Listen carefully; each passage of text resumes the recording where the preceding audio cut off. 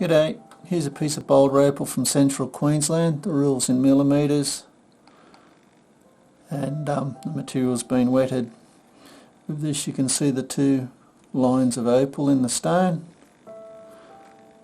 With this sort of material, it's a bit of a gamble and you don't know what you're going to end up with, but if you cut it through there somewhere perhaps, then you can put a saw close to that face and then go down there and go down on here. You can see the bar goes right through. It's a little bit wavy and peters out a bit on this end. Should end up with some nice stones out of that piece, I think.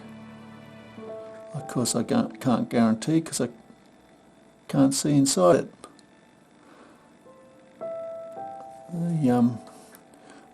The water's given a